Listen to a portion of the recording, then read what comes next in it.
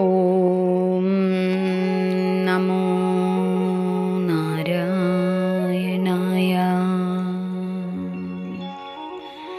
ശ്രീമദ് നാരായണീയം ദശകം 19. ഈ ദശകത്തിൻ്റെ പേര് പ്രചേതസ്സുകളുടെ കഥ എന്നാണ്. ലോകം കണ്ടതിൽ വെച്ച് ഏറ്റവും ശ്രേഷ്ഠനായ ഭരണാധികാരിയായിരുന്നു പൃഥു എന്ന് നമ്മൾ കണ്ടു.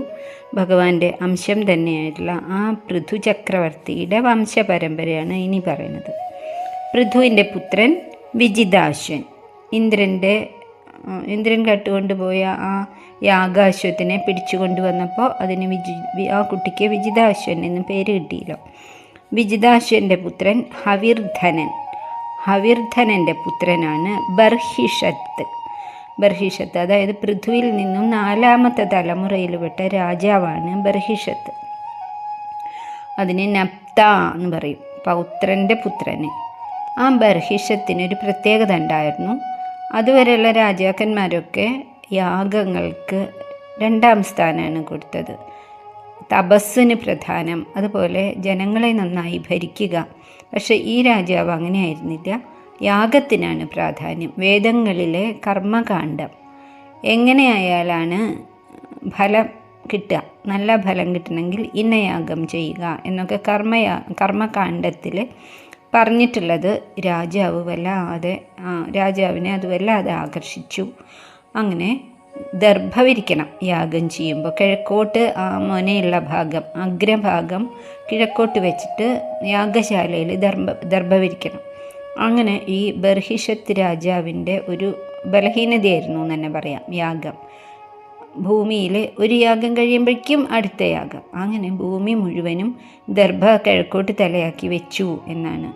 പ്രാചീനം എന്ന് പറഞ്ഞാൽ കിഴക്ക് ഭാഗത്തേക്ക്, ബർഹിസ് എന്ന് പറഞ്ഞാൽ ദർഭ പ്രാചീന ഭാഗത്തേക്ക് തലയാക്കി ഇങ്ങനെ ദർഭ വിരിച്ച് ഭൂമി നിറച്ചും ദർഭ പുല്ല് മുളച്ചു വന്നു. അതുകൊണ്ട് ആ രാജാവിന് തന്നെ പ്രാചീന ബർഹിസ് എന്ന് പേര് കിട്ടി. ആ രാജാവ് അതിസുന്ദരിയായിട്ടുള്ള സമുദ്രപുത്രിയായിട്ടുള്ള ശതദ്രുതിയെ ആണ് വിവാഹം ചെയ്തത്. വിവാഹത്തിൻ്റെ സമയത്ത് ഭാഗവതം പറയുന്നുണ്ട്, ആ മണ്ഡപത്തിൽ അഗ്നിയെ വലം വയ്ക്കുന്ന ശതദ്രുതിയുടെ അതിദിവ്യമായിട്ടുള്ള സൗന്ദര്യം കണ്ട് അഗ്നിദേവനും സകല ദേവതമാരും മോഹിച്ചു പോയി എന്നാണ്. അവർക്ക് 10 പുത്രന്മാരുണ്ടായി. അവർ ഏകദേശം ഒരേപോലെയായിരുന്നു. സ്വഭാവം കൊണ്ടും രൂപം കൊണ്ടും സൽകീർത്തി കൊണ്ടും ഒക്കെ അവരെ പ്രചേതസ്സുകൾ, നല്ല മനസ്സുള്ളവർ എന്ന് തന്നെയായിരുന്നു ആ 10 പേരുടെയും പേര്. അവർ ഭഗവാന്റെ കാരുണ്യം തന്നെ മുളച്ചു വന്നതാണോ എന്ന് തോന്നുന്ന പോലെ ആയിരുന്നു. അതാണ് ഈ ശ്ലോകത്തിൽ പറയുന്നത്. ശ്ലോകം നോക്കാം. പൃഥോസ്തു നപ്ത പൃഥുധർമ്മ കർമ്മഠ പ്രാചീന ബർഹിർ യുവതൗ ശതദ്രുതൗ പ്രചേതസോ നാമ സുചേതസ സുതാൻ അജീജന ത്വത്കരുണാങ്കുരാൻ ഇവ. അർത്ഥവും അന്വയവും നോക്കാം. പൃഥുവിൻ്റെ മഹാചക്രവർത്തിയായിട്ടുള്ള പൃഥുവിൻ്റെ നപ്ത എന്ന് പറഞ്ഞാൽ പൗത്രൻ്റെ പുത്രൻ. അങ്ങനെയുള്ള ആ പൃഥുധർമ്മ കർമ്മഠ, പൃഥുവിൻ്റെ പോലെ തന്നെ ധാർമ്മിക സ്വഭാവങ്ങൾ മുഴുവനും ലഭിച്ചിട്ടുള്ള പ്രാചീന ബർഹിസ് എന്ന രാജാവാകട്ടെ യുവതൗ ശതദ്രുതൗ, വിവാഹം കഴിച്ചത് യുവതിയായ അതീവ സുന്ദരിയായിട്ടുള്ള ലാവണ്യവതിയായിട്ടുള്ള ശതദ്രുതിയെ ആയിരുന്നു.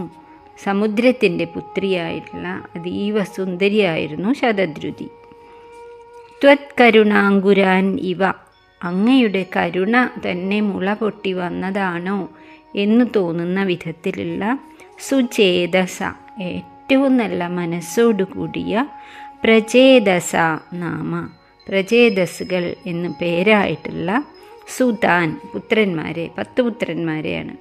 അങ്ങനെ അജീജനത്, അവർക്ക് ജനിച്ചു 10 പുത്രന്മാർ ഈ പ്രാചീന ബർഹിസിനും ശതദ്രുതിക്കും ഉണ്ടായി. അവരെല്ലാവരും ഒരേപോലെ രൂപം, ഒരേപോലെ സ്വഭാവം, അങ്ങനെയുള്ളതായിരുന്നു.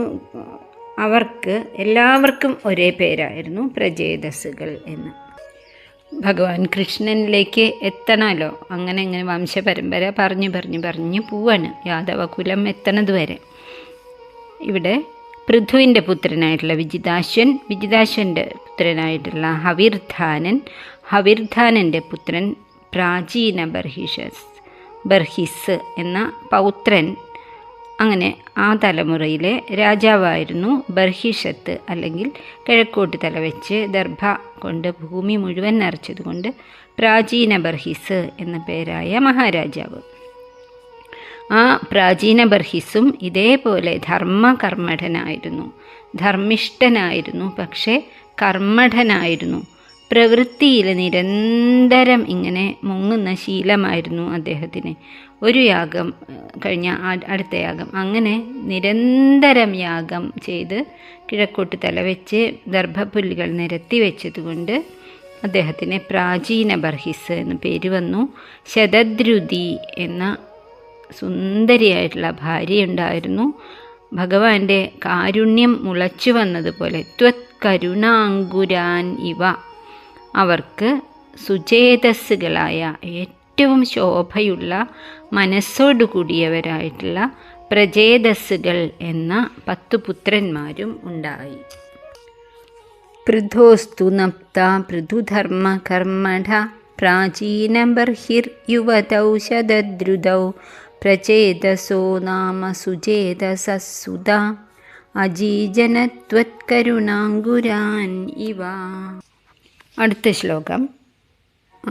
മഹാരാജാവ് തൻ്റെ മക്കളായിട്ടുള്ള പ്രചേതസ്സുകളോട് സൃഷ്ടി ചെയ്യൂ, സന്തതികളെ ഉൽപ്പാദിപ്പിക്കൂ എന്ന് പറഞ്ഞു.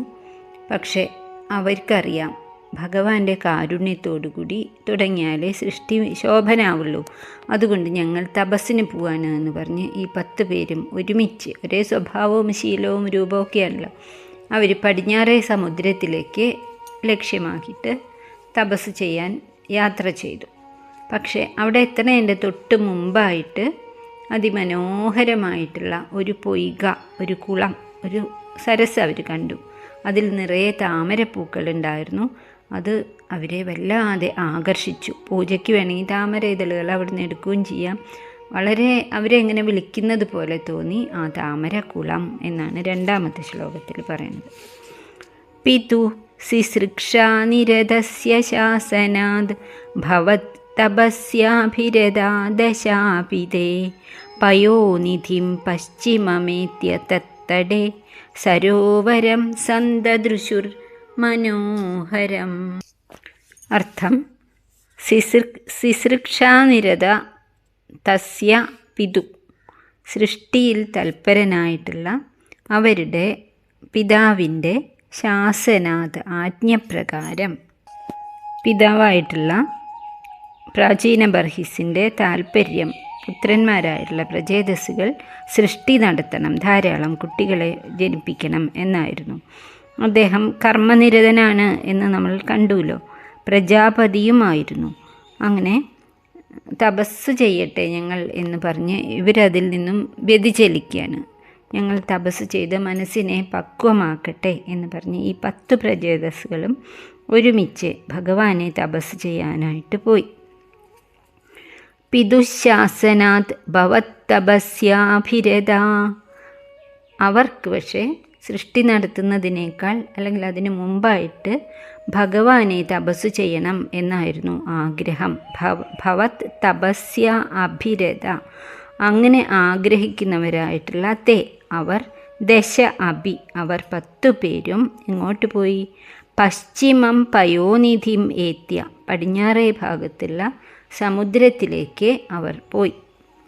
തത്തടേ, അതിൻ്റെ തീരത്തിലുള്ള മനോഹരം സരോവരം, അതിസുന്ദരമായിട്ടുള്ള ഒരു തടാകം, താമര നിറഞ്ഞു നിൽക്കുന്ന ഒരു പൊയ്ക, സന്തദൃശു, അവർ അത് കണ്ടു.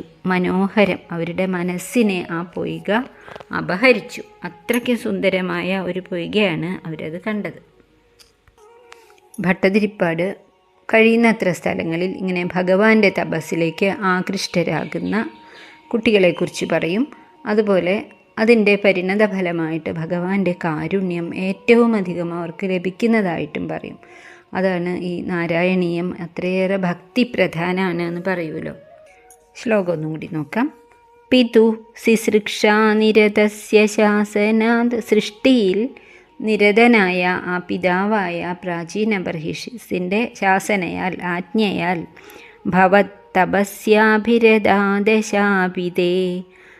അവർ സൃഷ്ടിക്ക് പുറപ്പെടാതെ ഭഗവാനെ അവിടുത്തെ തപസ് ചെയ്യാൻ താല്പര്യത്തോടുകൂടി അവർ 10 പേരും ദശാപിതേ പയോനിധിം പശ്ചിമമേത്യ, പടിഞ്ഞാറേ ഭാഗത്തുള്ള സമുദ്രത്തിലെ